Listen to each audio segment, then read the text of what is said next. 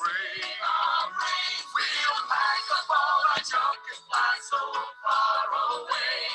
Devote ourselves to projects that sell. We'll open up a restaurant in Santa Fe. Forget the school, believe in your head. Welcome to the first installment of the Class of '79's Authors and Artists series.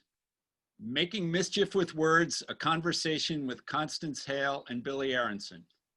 My name's Bruce Peterson. I'll be your host today, but plan to just get out of the way. You will have a chance to ask questions using the Q&A tab at the bottom of your screen. Attendees will be muted throughout, and chat has been disabled. Described by one reviewer as Marion the Librarian on a Harley or E.B. White on acid, Constance Hale is a San Francisco-based writer, journalist, editor, and the author of 6 books, including Sin and Syntax, How to Craft Wicked Good Prose. After graduating with an English degree and absolutely no idea of how to become a writer, Connie wrote poetry while teaching and performed monologues at San Francisco coffee houses while teaching composition to pay the bills. An MA in journalism from UC Berkeley propelled her to a news desk, where she made fellow reporters guinea pigs as she wrote books that popularized her madcap methods. Connie continues to write straight journalism on a range of topics. She's also edited 36 books, including Imagine, Reflections on Peace, which comes out in a week. Having grown up in Hawaii, she slakes her homesickness by dancing the hula.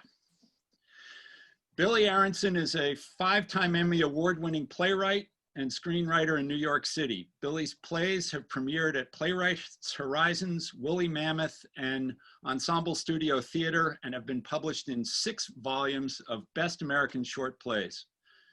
His work in the musical theater includes the original concept and additional lyrics for the Broadway musical Rent, one of his songs you enjoyed while waiting for us to start our program today. His funny science books, including They Came from DNA, have been burned in Turkey. His TV credits include co-creating the PBS kids show Peg and Cat and writing for Beavis and Butthead, Courage and the Cowardly Dog, Sesame Street, and Wonder Pets.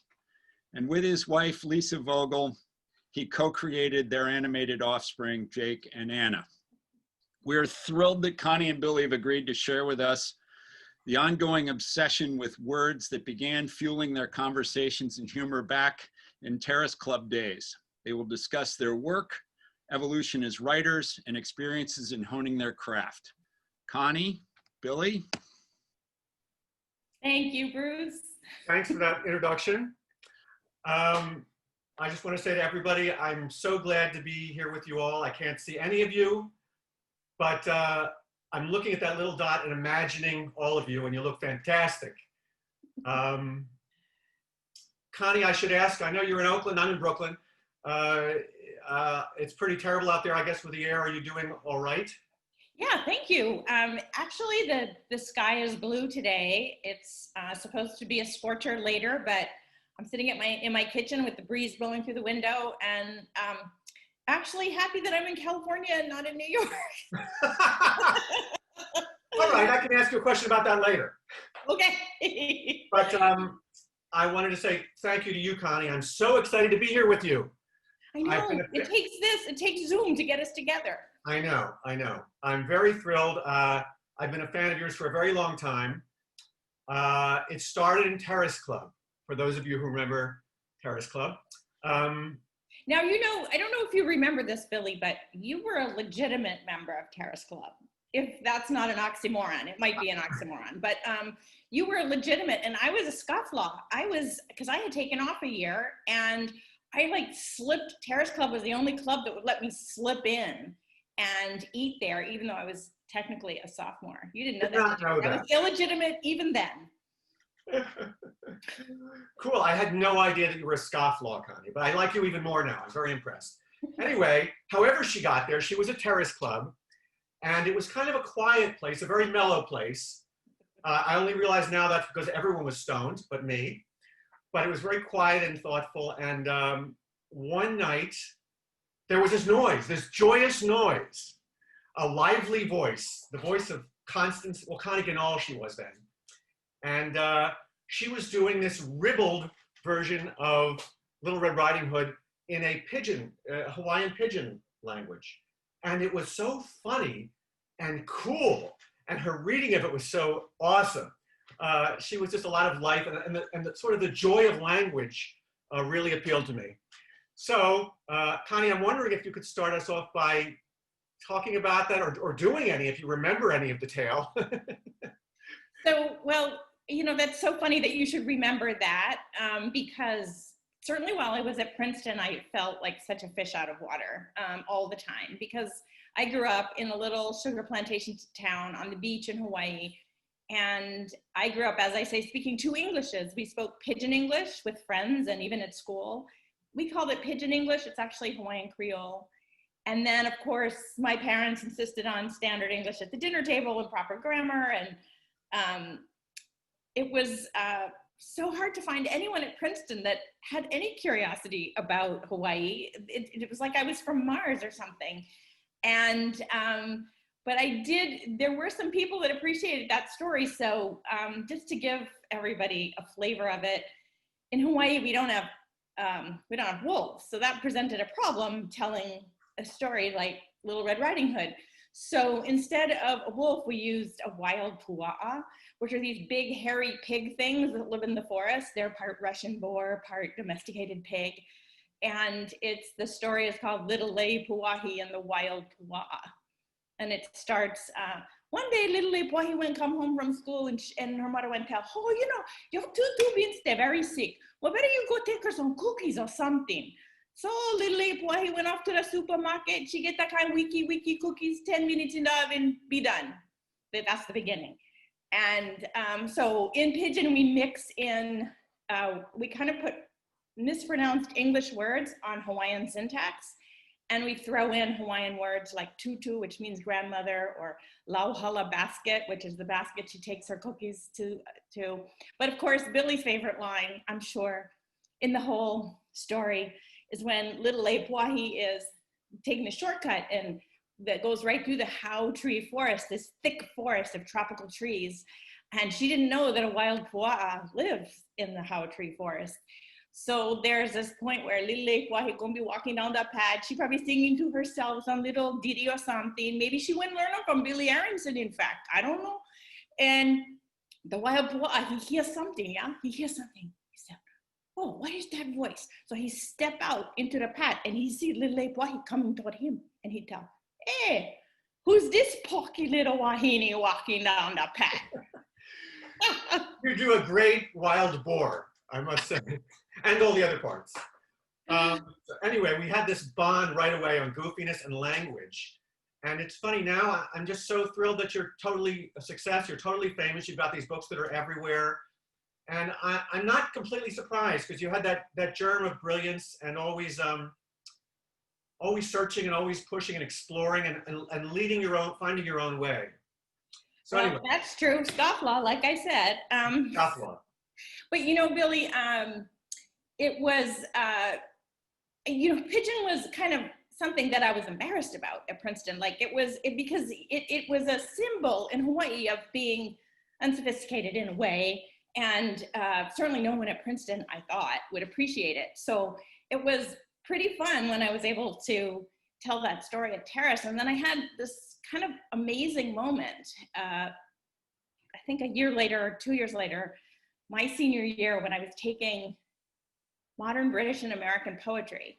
And my preceptor was Lawrence Lipking, and some of us might remember him as a kind of giant of English literature, expert in romantic poetry, editor of the Norton Anthology. He had an office like on the 5th floor of McCosh Hall, and you would climb up the stone steps to get to his office, and you could sort of see the grooves worn by all those centuries of feet going up there.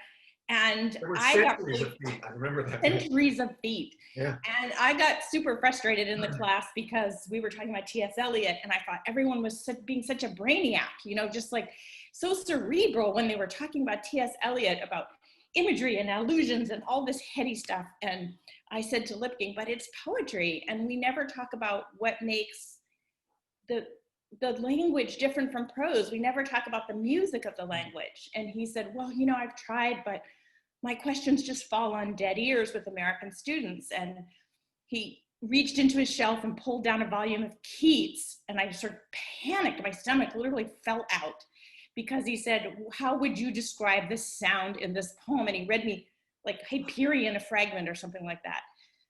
And I don't know what I said, but I sort of stammered through my answer. And he said, oh, well, that's very good. You seem to have an ear for language. And then I was super embarrassed. I said, well, you know, I think it's because I grew up speaking Pidgin English. And he was like, Pidgin what? I said, Pidgin English, it's this language, it's Creole, it's what we spoke when I grew up in Hawaii. And he goes, well, could you give me an example? So I told him the story of Little Lake Hawaii and the wild pua'a.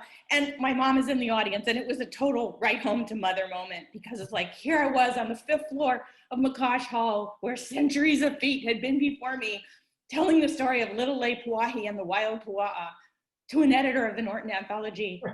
And he loved it.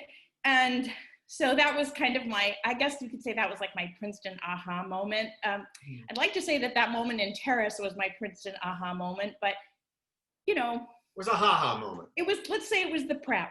Did you have a Princeton aha moment? An aha moment. Yeah, I started writing plays as soon as I got there. Amazing. Against my will. I mean, I just needed to do it. We didn't get credit for it in courses. There was no reason to do it. I mean, we had a full course load and extracurricular activities, but I just had to do this. And then I had to round up my friends, you know, like during exam period when they had a week free, to act in it. And they did. And we did that every year. And I didn't know a thing about playwriting. And I just learned by humiliating myself in front of as many people as possible. Totally humiliating. I mean, it's personal. You know, this place didn't quite make sense. They were dreamlike. It was nuts. But it was that's how I learned. At least that was my prolonged aha. See, when I met you, by the time I met you, I thought you would like come out of the womb as a playwright. You just seem so accomplished already. And you know, I heard stories of this play, Sea Fantasy, my first play. Sea Fantasy. See, I'm still on the beach in Hawaii, Sea Glass. No one even remembers Sea, Connie. You're all right. And then your senior thesis, Aeneas in Flames. Yeah. I mean, I was like, wow. He's like not the Aeneid. He not only has he read the Aeneid, he understood it enough to write a whole play. I didn't understand any of the play at all, but I was super impressed nevertheless. Like, where did you get that idea to take the Aeneid and, you know, describe the play, and how did you figure out how to do that? It was so Billy Aronson. Yeah, well, that's the problem. I mean, it was I took this great masterpiece that I really related to, and I had actually the course the Aeneid in college because with all these Latin majors, and I hadn't had it since high school. So the teacher, Professor Hansen was great. He let me just read less of it in Latin, but I related to it. Aeneas was this guy who gets pushed around by the fates, and he never knows where he's going, and he's falling in love, but he can't stay with that woman because he's got to go get the job done somewhere else. So I brought it down to my level is what I did, Connie. I made it sort of a dance play with lots of hugging and obscene phallus jokes.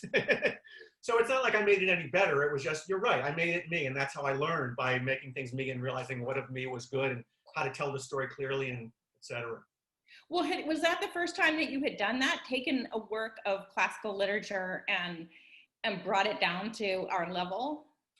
Well, when I was a little kid, my brother and sister and I would do Oliver, and I forced them to be all the other roles so I could be Oliver and sing Where Is Love. That was the second time I had brought a classic down to my level. Yeah, I just tried everything. Like you, I think. We both had this thing where we just tried whatever it's very impulsive. It doesn't fit in well with a curriculum. And I think that's the best way, as an artist at least, maybe as an adventurer of any kind. You've got to follow the inner voice, let it humiliate you, and do things that are that would be wrong for anyone else, wrong in any other situation. But you just feel this is right for now. You know, so it's funny. I noticed that you talked about goofiness and a love of words. How do you like that's what something that I just always loved about you, but there wasn't a lot of goofiness at Princeton. So like how do you explain that you were not afraid to be goofy? So many people were so afraid to be anything at that time, you know, at that age. I think I can't help it. I've just noticed when, you know, from the first place, nobody laughed because they were so unintelligible. As soon as there was a little bit that people would understand, they would laugh. And it's usually because something was personal, but was clear. And there's something about my rhythm of doing things. I'm just tired of trying to fight against it or hide it. You know, I have grown children now, and I'm still goofy, and it humiliates them, as it should. I'm glad they're humiliated. This is me. I can't really. I think for you, I mean, you're hilarious. I was reading all your books. They're all hilarious. Even when you're talking about language and linguistics and the history of it, the word choices are so brilliant, the puns here and there, and it's all funny. It's as funny as you are, and it moves the way you dance. Should I stop? Pardon me? Should I stop now, or should I go on about your dancing? Well, we'll come back to my dancing in a second, but you know, so it's funny that you should say that, because I felt, certainly at Princeton, I felt like I was such a serious person. And my writing came out of such a serious place. I mean, I never intended to be a writer. I guess sort of like you, I had to be a writer. There came a point, I dropped out of school my sophomore year. I was a mess. I was lost. I started writing. It was such bad poetry, I'm sure, because that's what everybody writes when they're in that kind of a state. I liked it. I just considered myself such a serious person, so lugubrious, to use a word I love. And that's why I think it was so weird that you laughed when I spoke. And so weird that you didn't hate me for that. I've gotten in trouble for that sort of thing, but you know. You know, when after you left Princeton, I think it was maybe my senior year, and you were already gone, and we wrote a few letters, and I got out a typewriter. I have a very distinct memory of being at my dad's house in outside Washington, D.C., and being on a typewriter. And I love the typewriter because of the clack, clack, clack of a typewriter. And you there's this way that the rhythm of what you're doing is writ large in a way by the keys of the typewriter. And I would type letters to you. And I felt that when I wrote a letter to Billy Aronson, I was funny to myself. I was never funny anywhere else in life. I felt like I was very serious and a little depressive. And so it was like, I don't want to like put a burden on you or anything, but it was almost like you were my comic muse, you know, like that person. And all it takes is one person out there in a way to kind of hear what you're doing and laugh at it or encourage it. And then it helps you find your voice. And I think I've told you this, but I'll tell it to you again, which is when I wrote my first book, Wired Style, which was years later, like in 1996, I had in my head, will Billy laugh? Will Billy laugh at this line? Like, can I make Billy laugh? And I think it's always important. Well, I don't know about playwriting.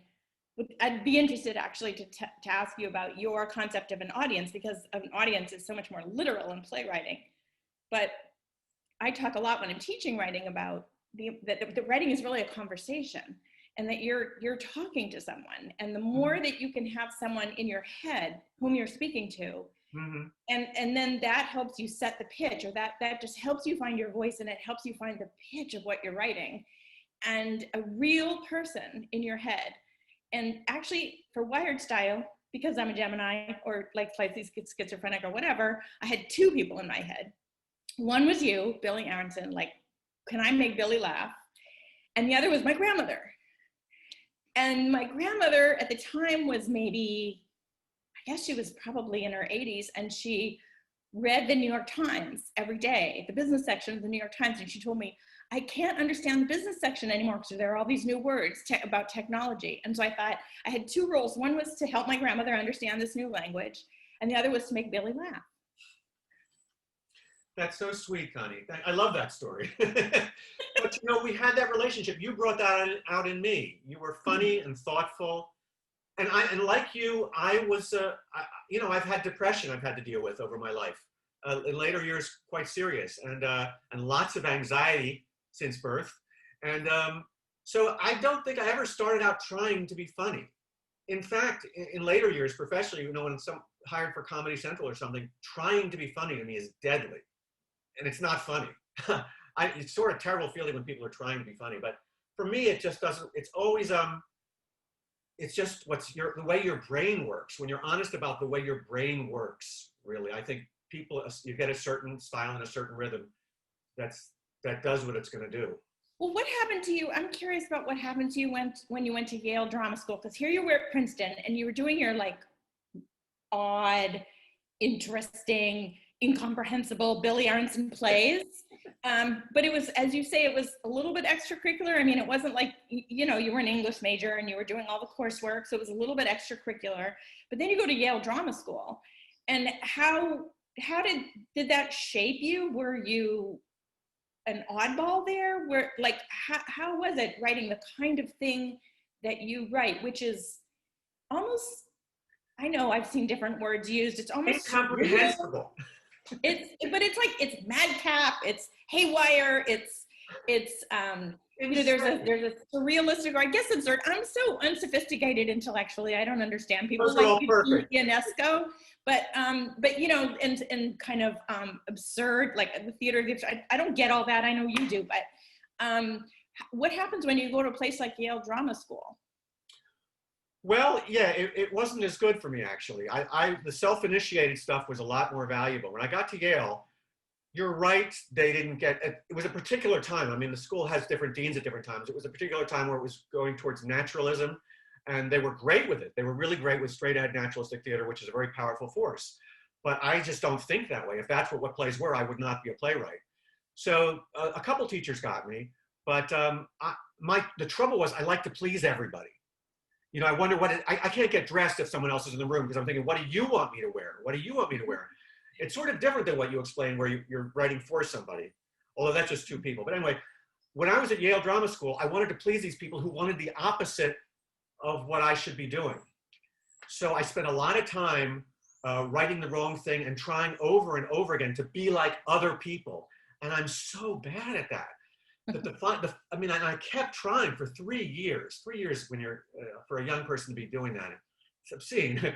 But, and towards the end, one visiting professor made it clear to me that I was wrong, that everything I'd done was getting worse and worse, and that I should just go off and start over again and be myself. And that was what I learned in drama school, that you've got to ignore, you know, in my case, this is right. I'm not sure it's right for everybody. In my case, know what you're doing and do it.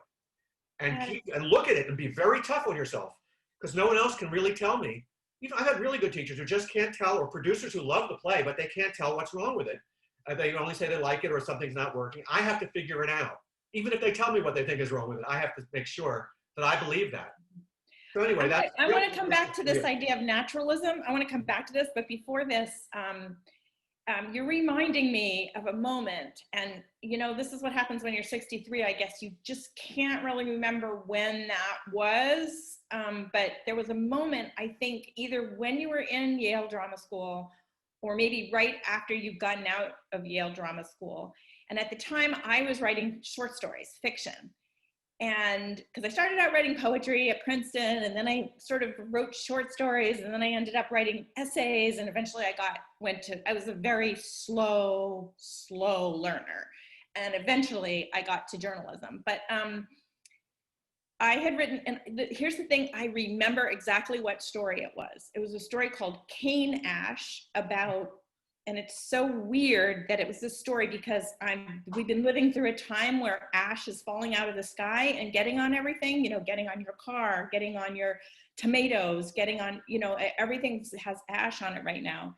And where I grew up during harvest time, they would burn the sugarcane fields. That's how they got rid of all the leaves, and they got rid of rats and things like, we didn't have rats, but they got the mongooses to go away. And there would be this period during the harvest where ash would be floating out of the sky and settling on everything.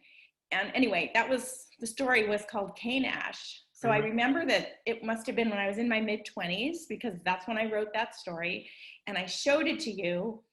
And we were in a house somewhere. It was like I had come to the East Coast, and this is the mystery. I don't remember whose house it was, who I was visiting, where you were, where I was. Do you remember this moment? Anyway. I remember the story. It was beautiful. And then you talked to me about the story, and we had a great, because at that point, Billy, you were really like you were the one that had succeeded. You know, you had produced all these plays, you had gone to Yale Drama School, you were in New York. I was flailing about in San Francisco. I didn't know how to do what. I didn't know how to get published. I didn't know how to do anything.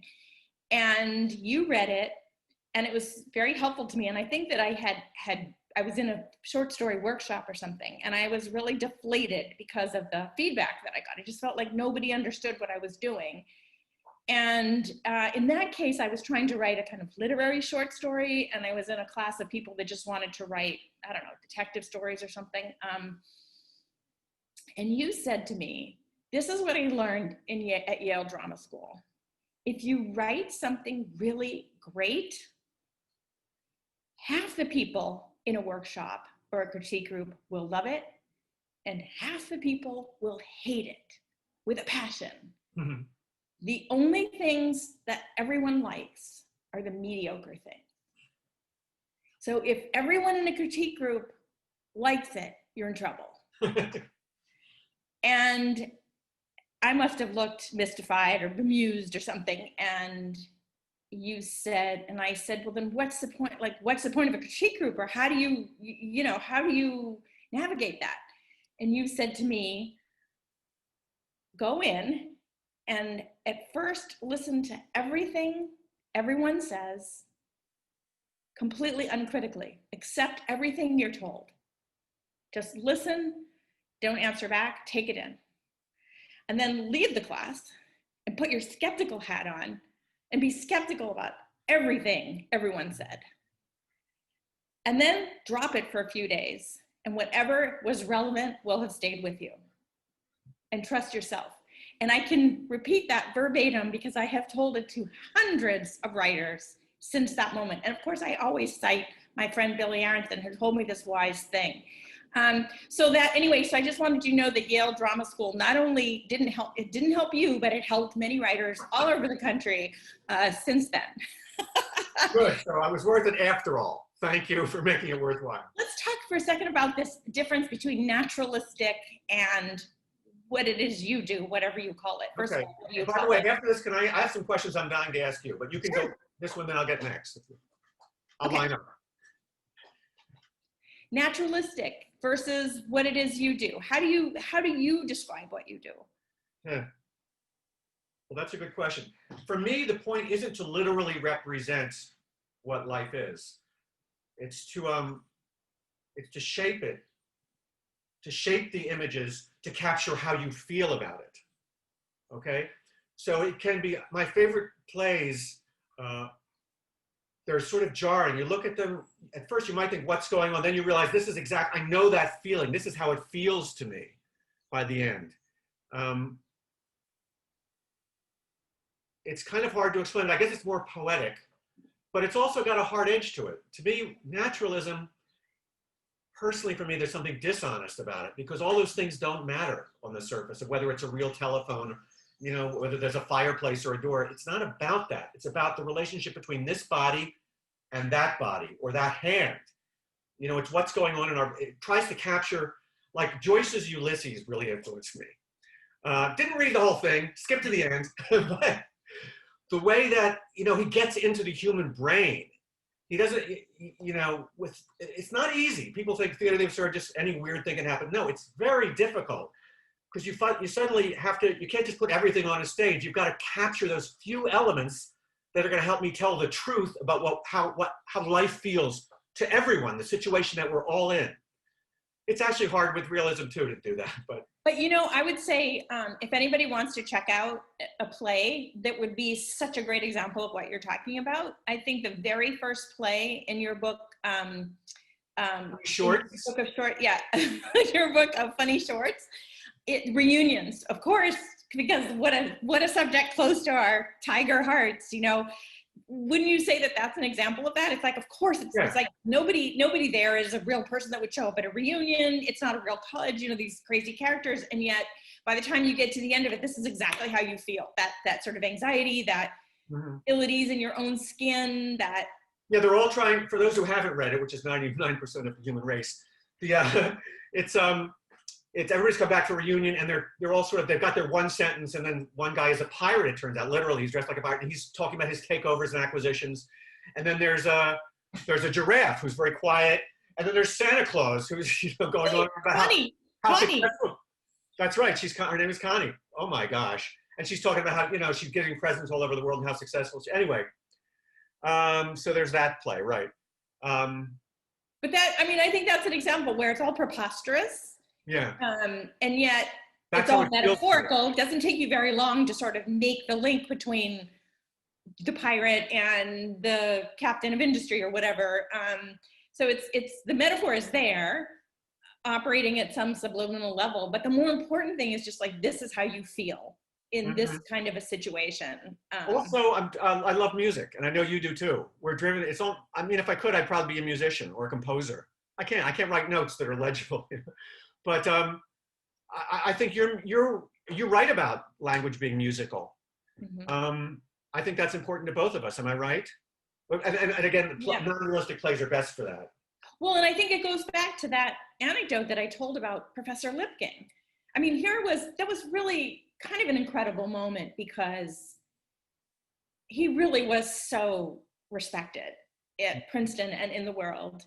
And I had the audacity to criticize the conversation we were having in precept. I can't believe I did that. And of course I wasn't criticizing. I was just like, and I explained to him that I was writing poetry and that I was really interested in the sound of words and the sonics of words on the page, and that was the thing that made poetry different from prose. And we somehow were talking about one of the greatest poets in modern British and American history, and we weren't talking about that. We were just talking about the ideas. And so, I was really coming at it from this point of frustration of like, this is what I want to talk about. We never talk about it. And then I told the story of Little Le Puahi, and afterwards I explained to him, he was super interested so that was aha moment number one. This god of English literature is actually interested in this Creole that I'm sort of embarrassed about, or, that's considered a badge of lower class status in Hawaii. He was interested in it, so that was notable.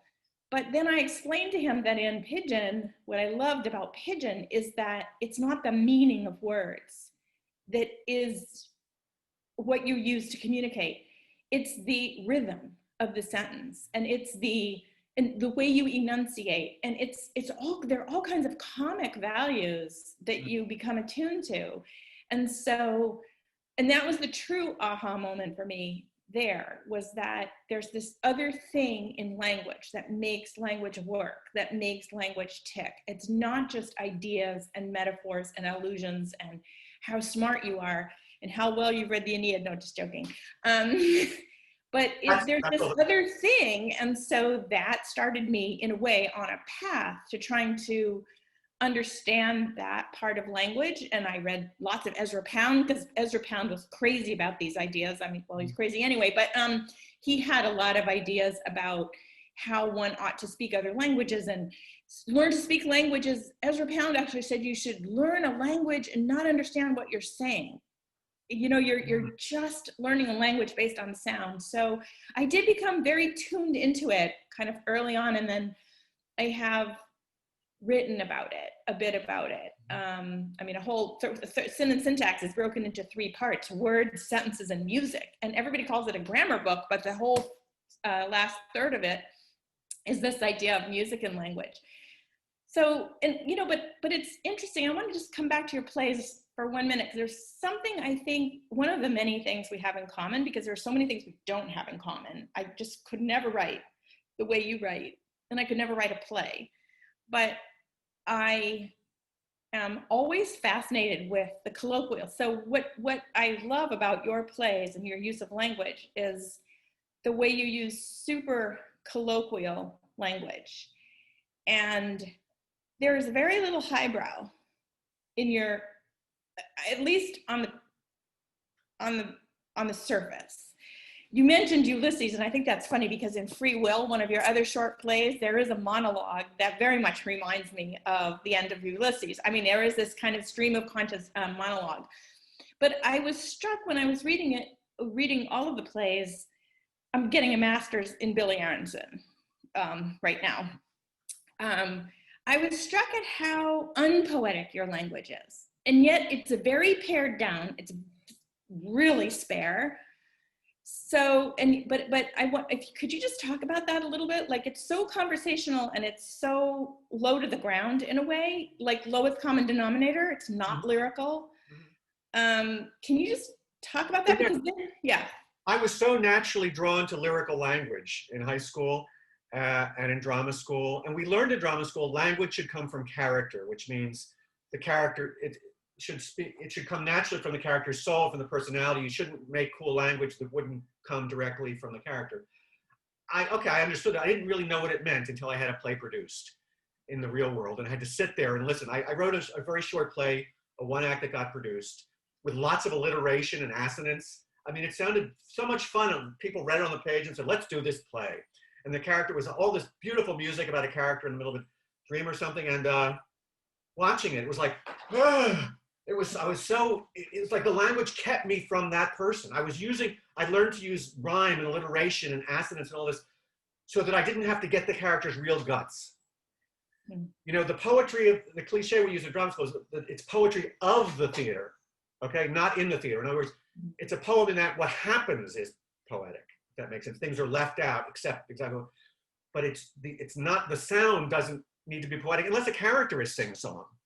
Like Osric and Hamlet, or so there are people like that who just, they have so much fun with language that there's nothing of, we don't get their heart at all on purpose. But since then I've really seen that, you know, Noonan, I'm forgetting her first name, who wrote Peggy Noonan, who wrote for Reagan. Yes. She said at one point that she just wrote unadorned language, and that was, I heard her say that at about the time this play came out. And I thought, yeah, unadorned, just say what you need to say as simply and honestly as possible. And it's also, of course, what the character would say. If there's a character who is pretentious or whatever, then I get to use my Latin more. So can I ask you a couple questions? Of course. First, on the theme of what we're doing here today, making mischief with language.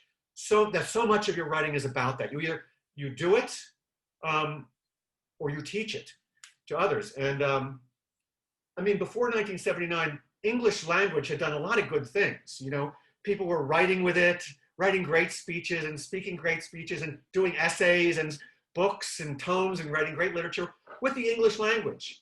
And then you come along, Constance Hale, and you want to make mischief with it.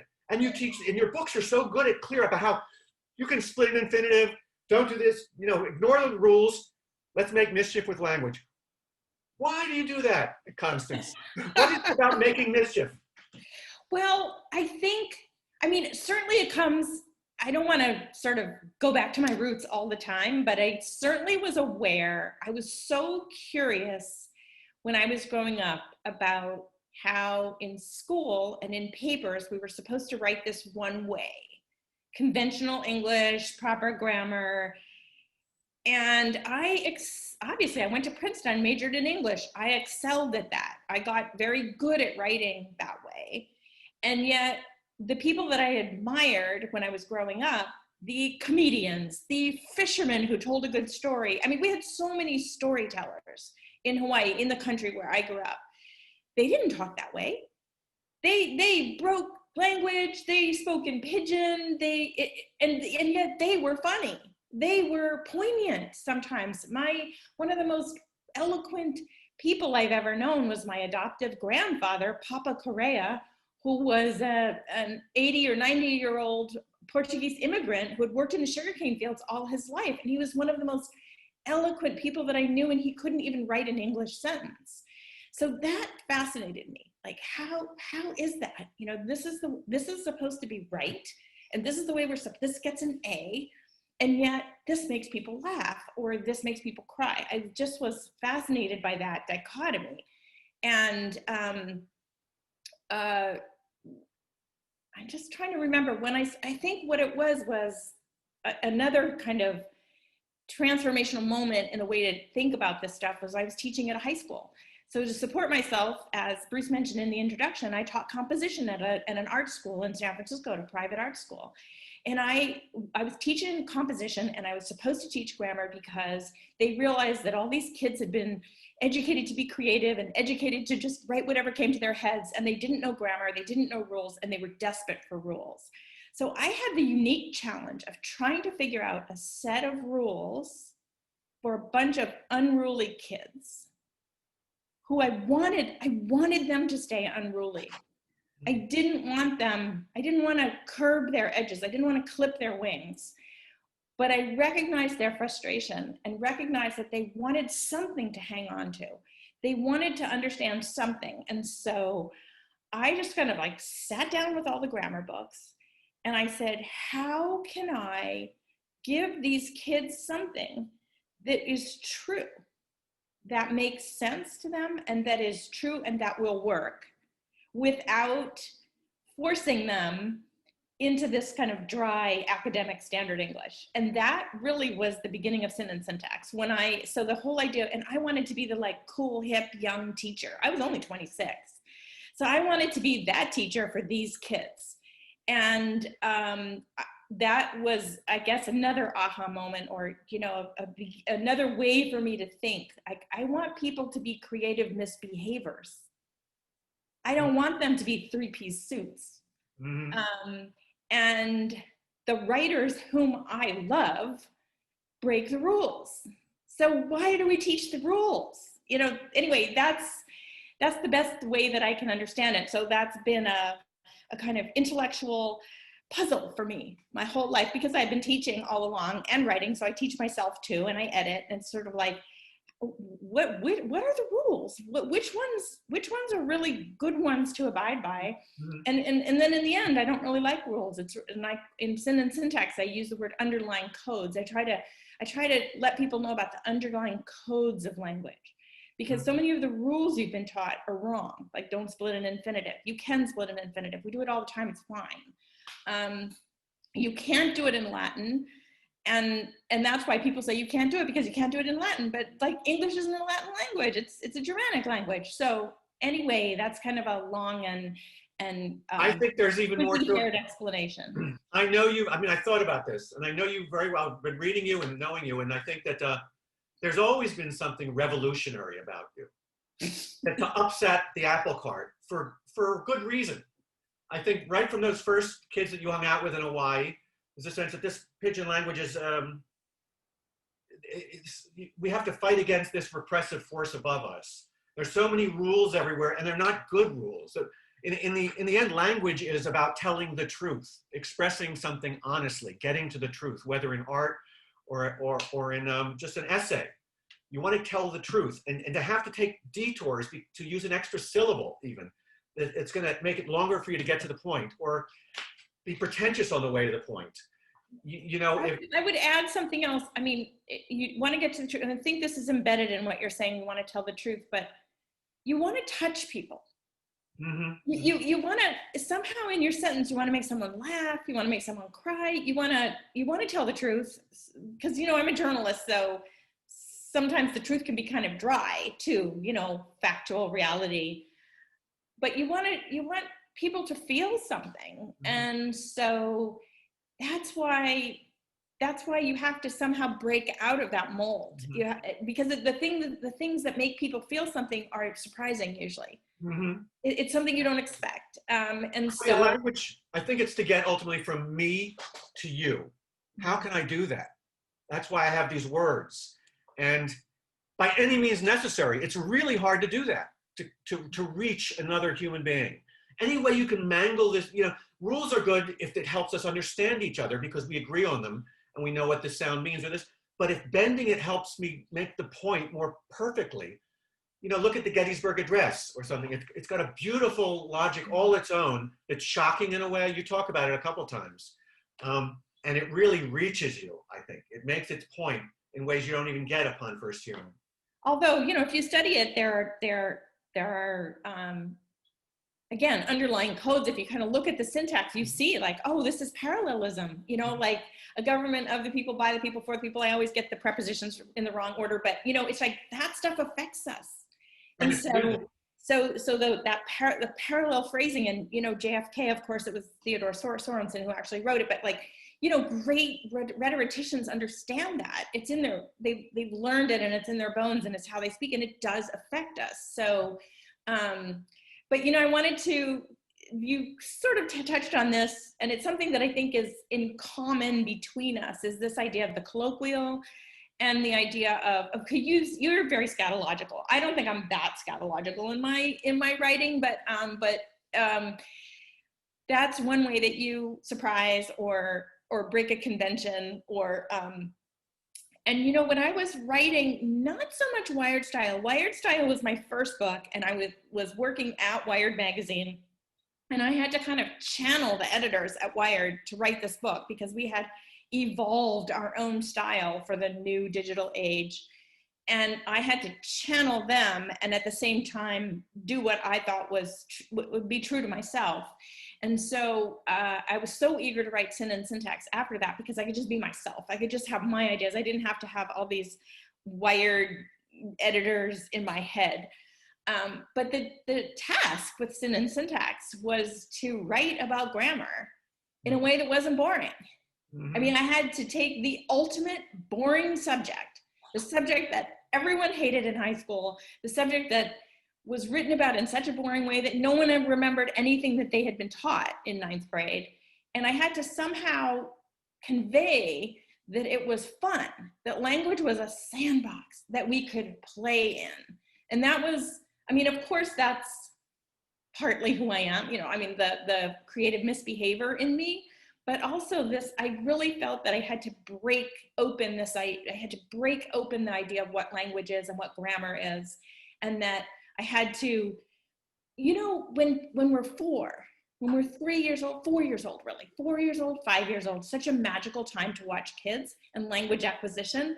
And they love nonsense and they love rhyming. It's just like, so they have this delight. You can make them howl in laughter just by talking nonsense to them.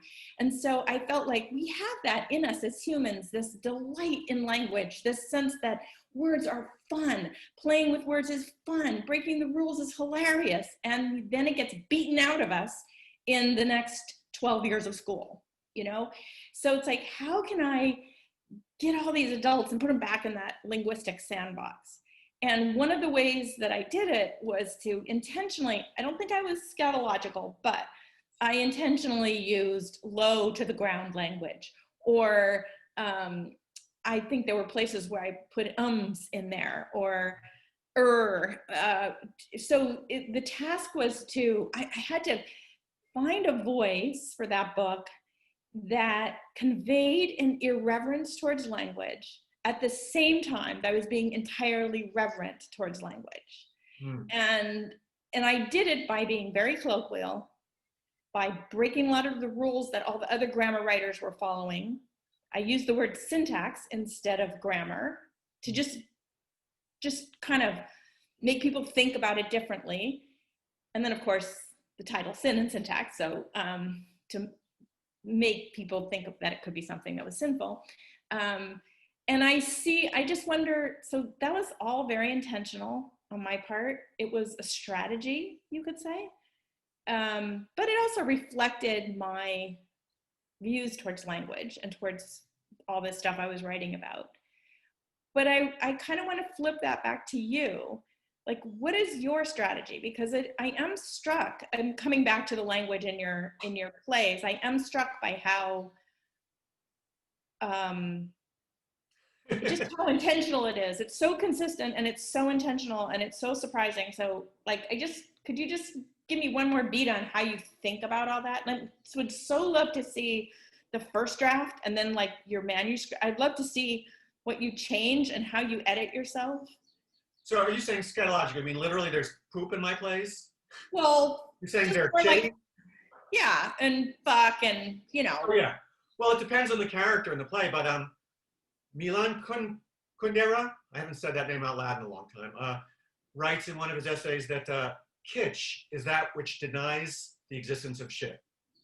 And that really struck me. It's like, it doesn't mean you have to say shit, but it means that in a world, it's a world where that exists, where you can step in something. So, I mean, I think that's true. I think I also write for children, and we can't say those words, but I think they should be in a world where you could step in shit. I can't put it any better. Like Sesame Street, I think you can. At least the Sesame Street I remember, they're very hip characters. They're not denying that people are going to hurt themselves some, or trip or fall. We see some work for kids and for grown-ups the world's too clean and too beautiful and too floaty. To me, sentiment is the enemy of emotion, of real feeling. I can't stand it because I want to make real feeling. I want to get someone to really feel something. And when you cheat just a little bit and sort of clean up the shit, whether you're saying it or not, just clean up the hard edges in life. It's less funny for one thing, but it's more that it makes it impossible to really feel for me. You know, it's interesting because, of course, I'm a journalist. We've been talking mostly about my language books, but and this made me want to come back to that idea of naturalism. I am naturally a naturalistic writer. Like and I'm a journalist. I tell real stories. I adhere to the facts. But it's kind of interesting because in my journalism, I'm much more poetic. I let myself be much more poetic. I think because the task is fairly straightforward. You're telling something that's literal. It's naturalistic, and then I let myself be a little more poetic. And I think it's something that distinguishes my journalism because a lot of journalists don't write that way. So sometimes you're just going against type in a way. But I wanted to ask you, like, it was so surprising to me when I heard you were writing for Sesame Street. I'm like, wait, Billy Aronson is writing for children? Can you clarify this, what I perceive as a fundamental contradiction in your soul, that you you write these things for adults that are one kind of thing, and then you write things for kids, and like, are you just two different people, or many different people, or how are they? What's the common source? To me, you won't believe this. It's exactly the same. It's exactly the same. My place for grown-ups, you see something cool about the world, and I want you to check it out. That's all. I'm trying to capture it, and so check this out. I think we have to tell our producers at PBS, doing Peckless Cat, that this is for 3 to 5 year olds. But my partner Jennifer, who's an artist, and I just always thought, we're just going to write the best stuff we can. We're going to make it really cool. And it's for everyone. I think the best stuff is for everyone. I think Midsummer Night's Dream is the best children's play ever. Magic Flute is the best. The Beatles are the best kids' music. It's all, you just make it great. But I realize, of all the inspirations I have, some of them involve mathematics and sharing with others. I mean, sharing with others is a profound concept. I mean, for grown-ups to understand, it's really hard. Do it honestly. Accepting others who are different, my God, nobody understands how to do it, So when I do it for kids, I try to have it, not be kitsch. You just don't, talk about sex. But it's not appropriate in that when you're choosing this subject. Choose subjects where you don't need to talk about sex to tell the truth about it. That's all. That is so cool. For me.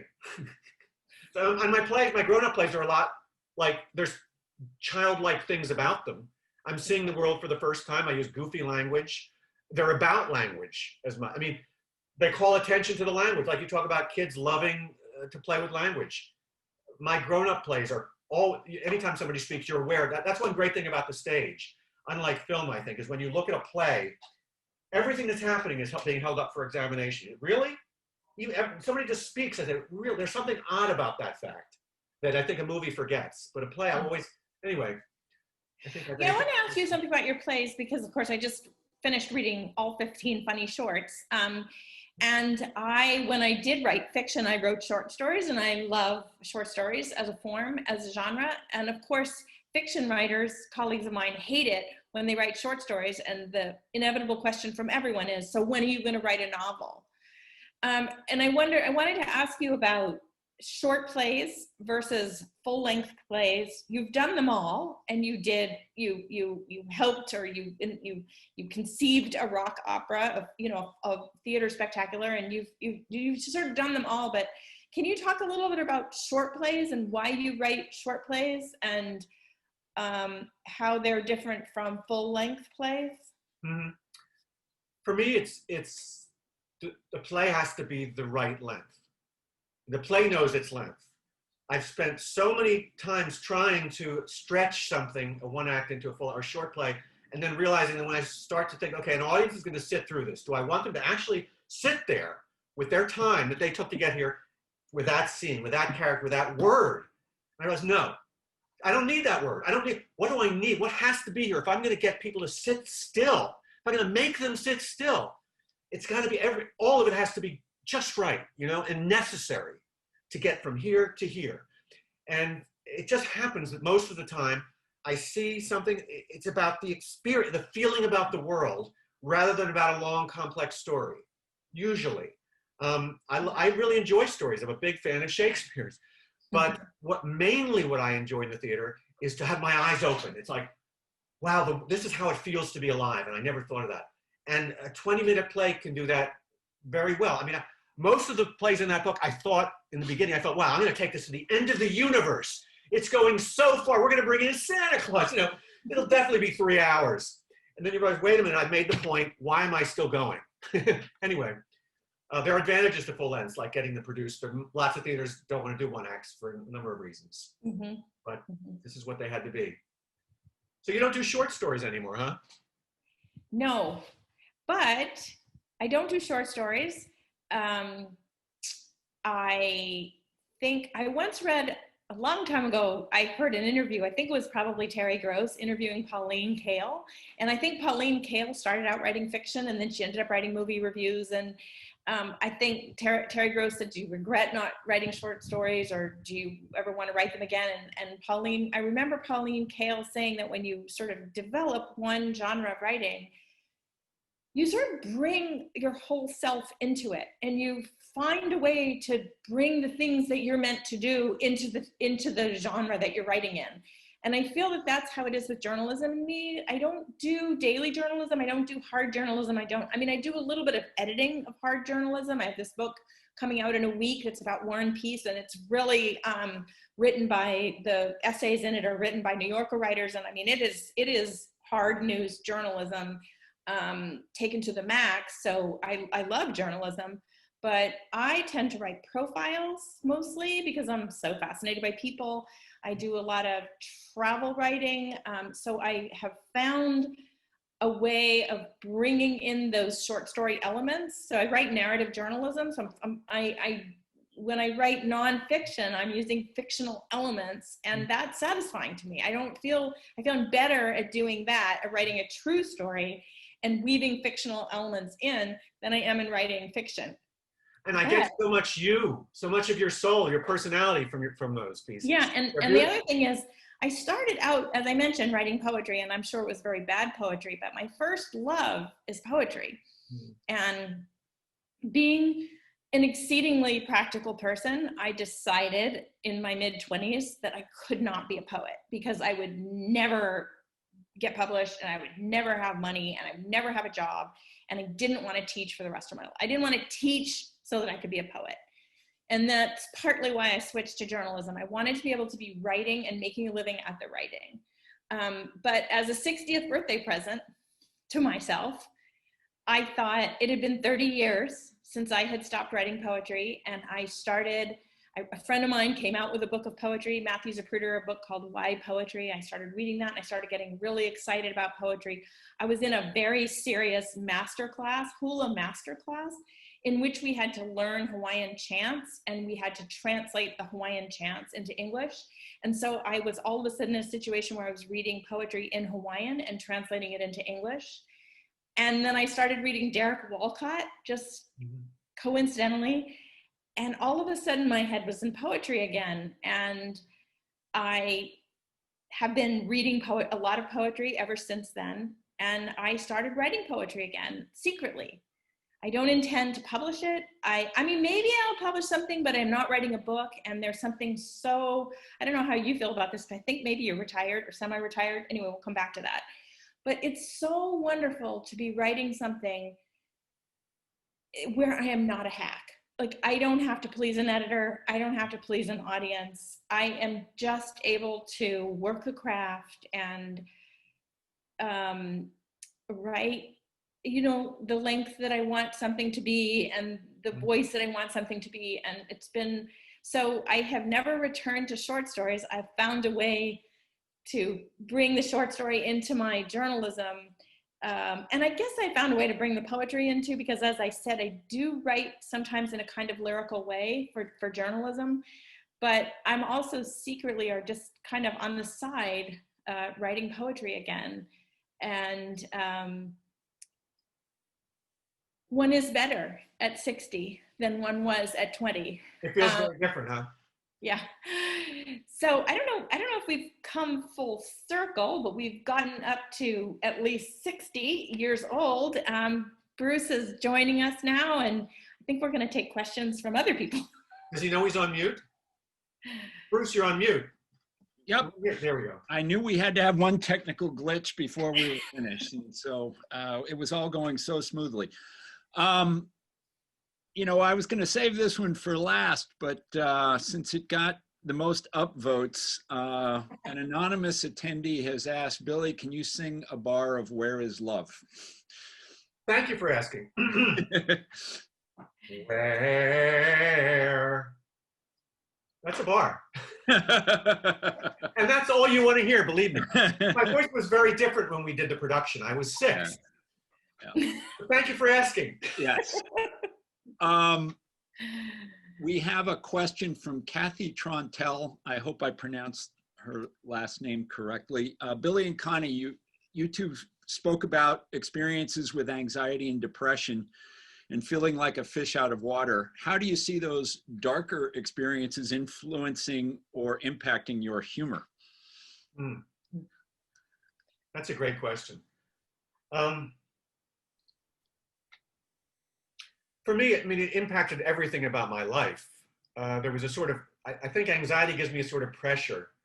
I start talking faster. I think it ended up converting to humor a lot for me, as did depression. I mean, it's comedy, I think, is something you react to.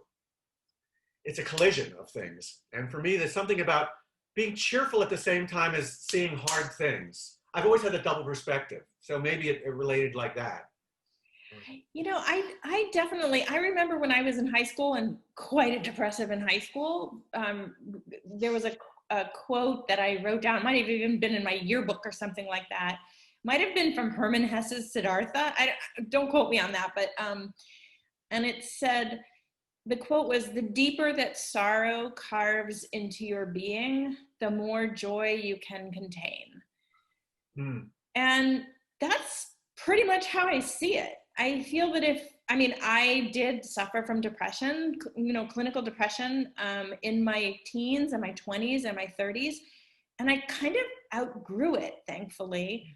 But I also, I might use as a metaphor my writing, because I've written an essay called The 7 Stages of Manuscript Grief. And it talks about how, like, you start off writing and you're so excited, you're full of yourself, you know, delusions of grandeur, like this is going to be the best thing that ever hit the universe. And draft 1 is really easy because it's exciting. And then draft 2 is like, how am I going to do this? And then draft 3, I call the backfill draft, because you're just, or maybe that's draft 2, but anyway, then you're just filling things in and blah, blah. Then all of a sudden you hit this point and it's the deep depression draft. I call it the Prozac draft, where you are completely depressed. Like, I don't know what I'm doing. I'm lost. I'm going to be humiliated. The editor is going to never assign me a story again. My writing career is over. I better go to law school after all, no matter how old I am. And then after that comes what I call the long slog. And the fourth draft is really the difference between an amateur writer and a professional writer. An amateur writer gives up at the Prozac draft. And a professional writer says, I've been here before. I know I can get through this. I always get through this. And I just have to keep at it. I just have to keep going. And then draft 5 is what I call the something clicks draft, where maybe I write a sentence that I like, or something falls into place, or all of a sudden I understand the structure. Something clicks. And then draft 6 is the pure play draft. And that's where I get to play with language. And that's when I start to have fun. And I so love playing with language that the last 2 drafts and then the final draft is just polishing. But I think that's kind of how I look at life too. You know, I just feel like you learn to feel your sadness, go through your sadness, maybe write about it, whatever's happening that's difficult, you just go right into it, maybe write about it. And then somehow in that process, something else takes over. And I can say that when I was in high school and certainly when I was at Princeton, every paper I wrote was a major, there was so much depression, so much anxiety. I used to consume an entire bag of Bavarian pretzels just to get myself through an essay. But then I started to have fun. And the joy of the playing with words that we've been talking about is like, it's the promised land. I know I will get there. And I just keep at it until I get there. That's how I look at it. Great. Connie and Billy, you both use lots of stories. Sin and Syntax is full of them.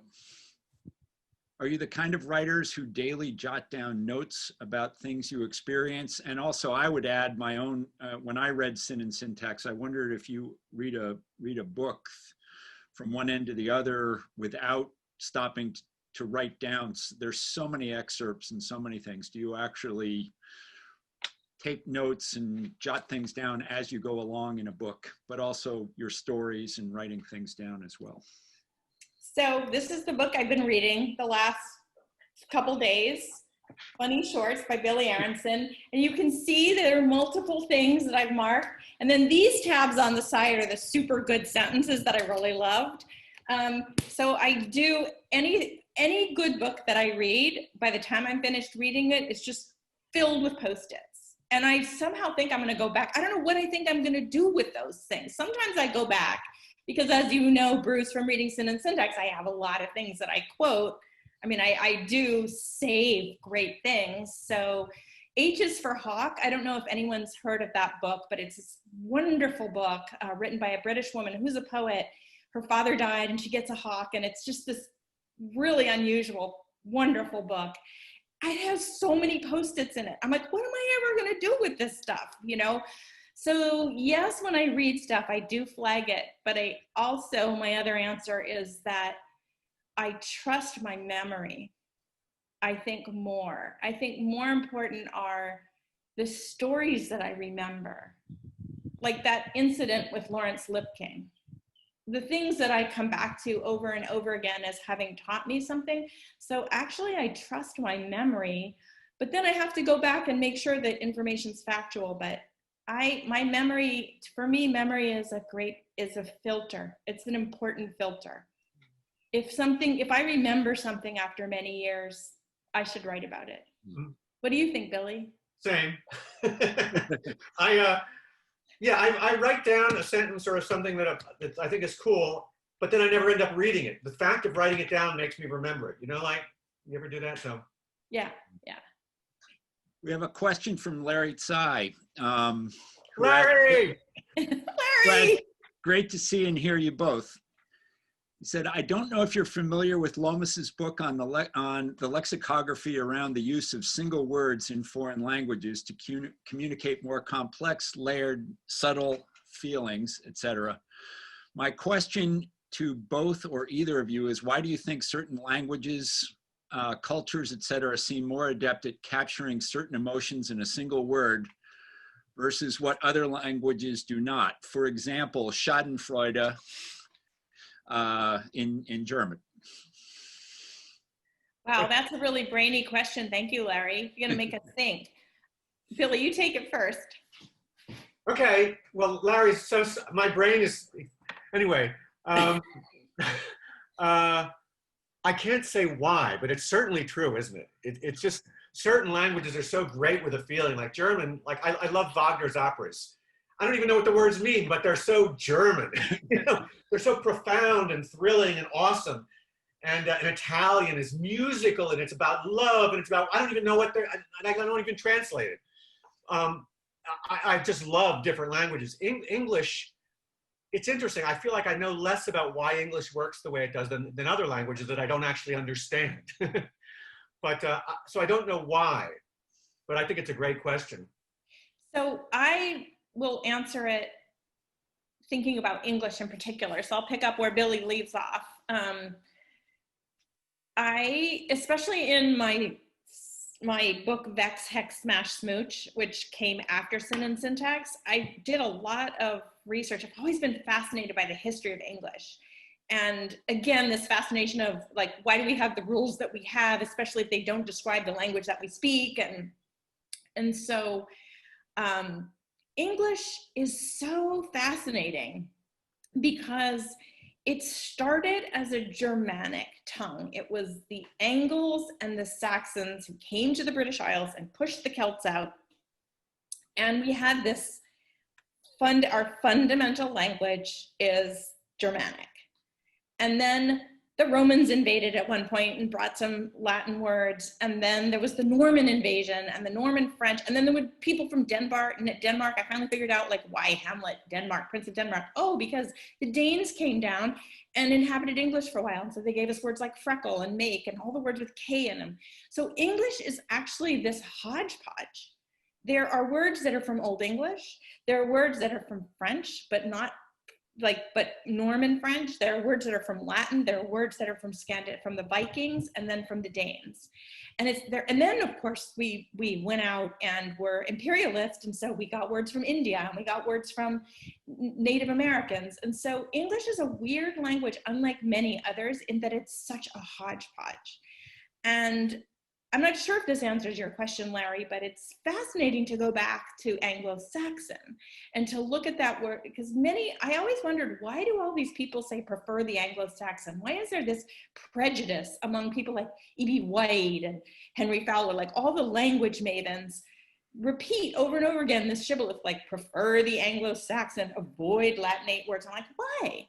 Why are Anglo-Saxon words better than these other words? Shouldn't we just use the word that's perfect or use the word that's beautiful in the sentence? Like, why is there this prejudice? And I really considered it a prejudice. And I still consider it a prejudice because I think we need to think in a more complex way than that.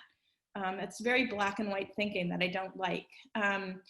But there is this truth in we have a lot of wonderful, simple words. And we have a lot of words that are synonyms that were brought in later from other languages. And so we have a word like will or last will, and then we have its equivalent testament. Or we have, we have like a lot of words where the synonyms, they're synonyms, they come from different languages. And there is this sense, and I think this is the way we're taught to write, that a premium is placed on dictionary words. Like when we're in high school, the longer the better, the longer the word, the longer the sentence, the longer the paper. Now, Billy's already talked about how inaccurate that is for actual writing, for glorious writing, that in a way, the shorter the better. Although I love Schadenfreude though. Isn't that like two words just smushed together, or three words just like, they just smushed three short words together? It's a brilliant word. Yeah, so no, I agree with you. There are these beautiful words in other language that we should use, both either because they're muscular and they mean a lot, or because they're beautiful and we like to say them.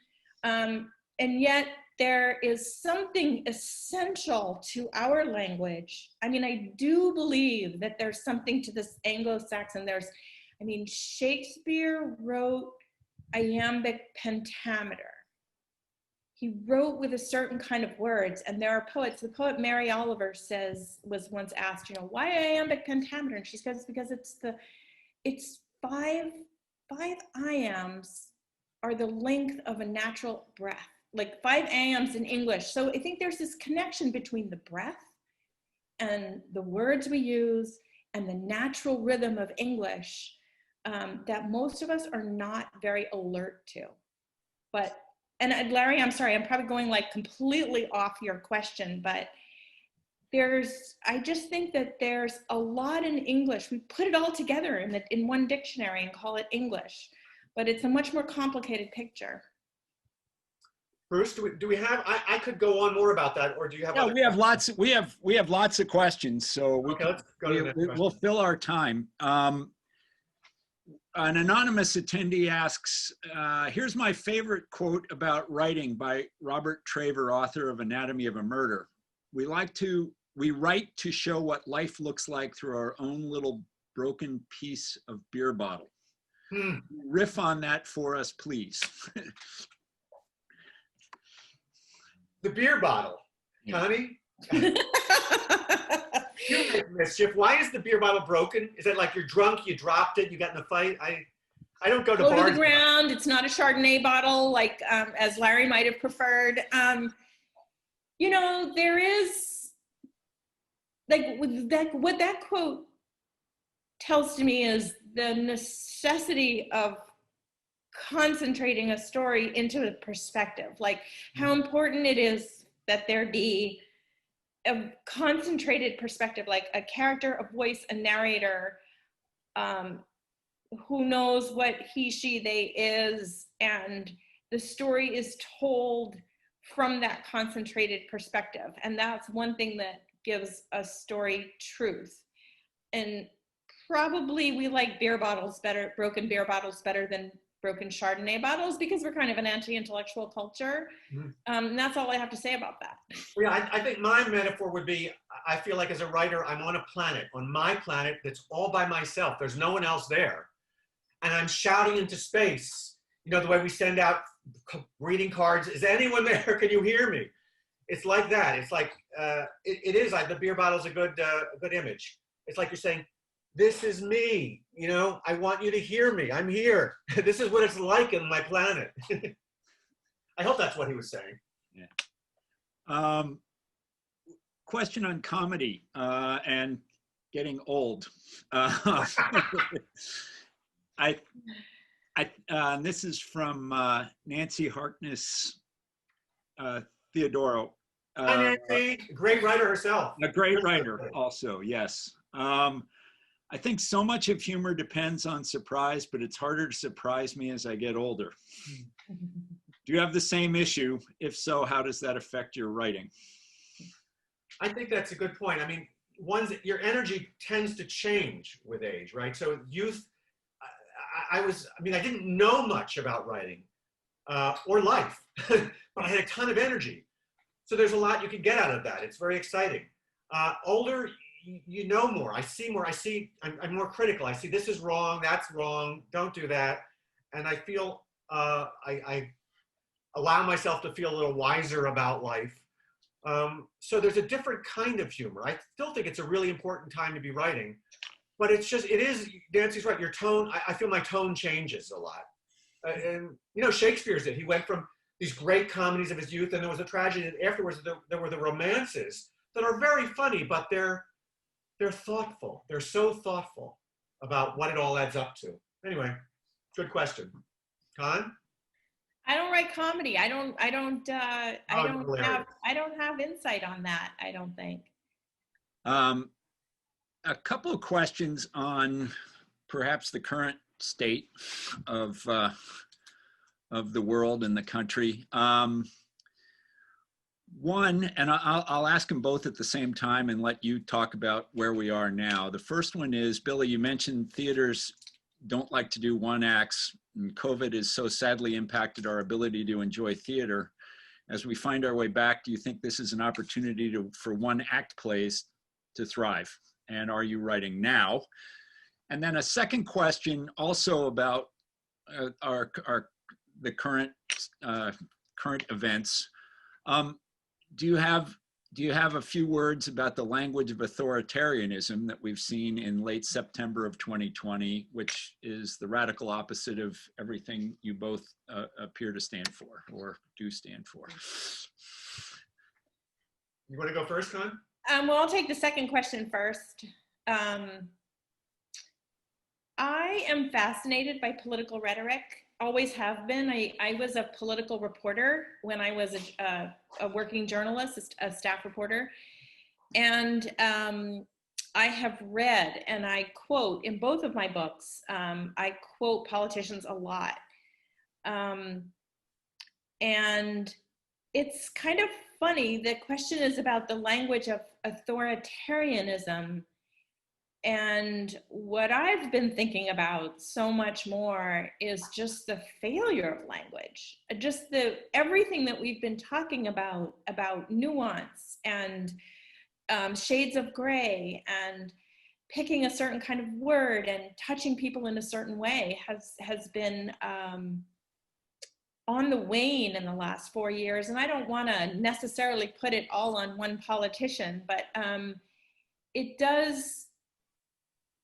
The repetition of certain words over and over again that aren't even very good words, the dumbing down and the appealing to base instincts has been fascinating to watch. I mean, I don't get as, I guess, despairing as some people, because I just look at it as another example of a fascinating kind of rhetoric.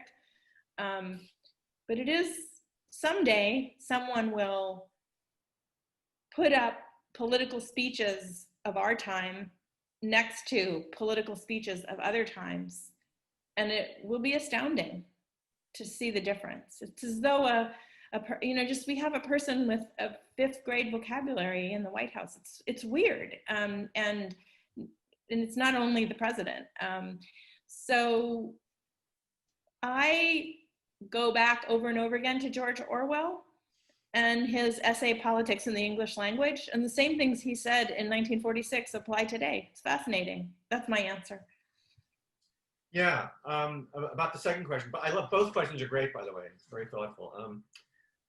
I think that, yeah, it's the language that we hear is very annoying, very simplistic, and progressively more so every year. It's almost as if you get too complicated, to entire sentences that make you think you're going to lose a debate. I think that my kids are in their 20s, and I've seen them and their friends, they're all so smart. They're so good that I think they're going to find a way to use the texting and the new technology to make it into something meaningful and beautiful. I could be wrong, but I don't think it's going to keep going down. I think it's going there right now. I hope that, gosh, remember hearing Bobby Kennedy speak? It was beautiful. I mean, the speakers, our leaders were the best speakers. Right. And then the other question, I also think that, yeah, it's a great time for one acts to be done on the internet. I was lucky. I don't usually like plays on the internet, but I had a couple one acts done a few months ago by a theater that just does them on the line. And, there are things you miss, but you could hear every word, you could see it really close. And if you do it simply enough, you don't need a set. And it reaches everybody, it reaches a lot of people. So it is a good time for that. Good observation. And I think you asked writing now. I am writing a new book, sort of about my experience, my life as a writer, what I learned and how I learned it. So I think I answered everything. Yeah. A couple of questions on language itself. One question is, what are your thoughts on language and political correctness? Okay, let me go straight into this one. I hate political correctness. I think it's the worst impulse. I mean, if you read my books, you'll understand that what I love is precise language. I love rich vocabulary.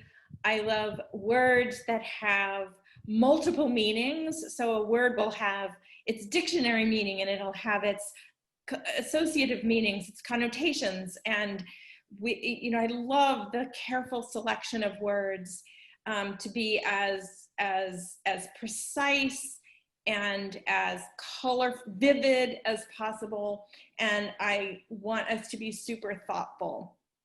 And so what I don't like about political correctness is that it's a way of thinking about language that's antithetical to the way that I'm trying to encourage people to think about language. It's this kind of black and white thinking, like this word bad, this word good, this word bad, this word good. And it's just like, it's not how I think we ought to think about language.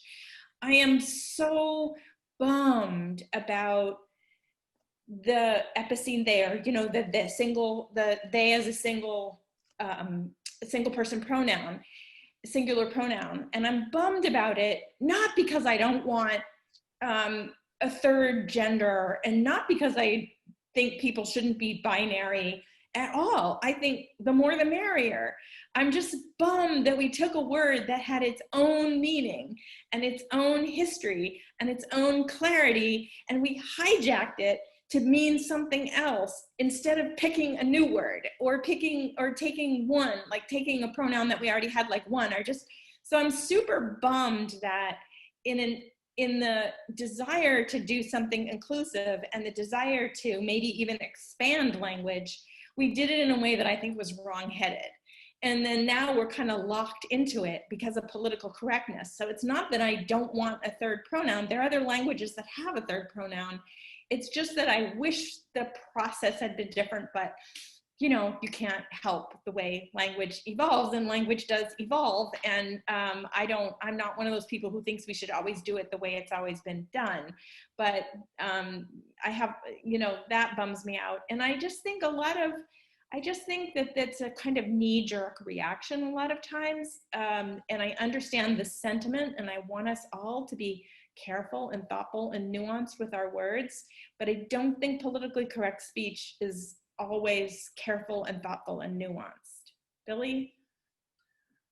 I'm afraid to answer the question because I think I would offend somebody.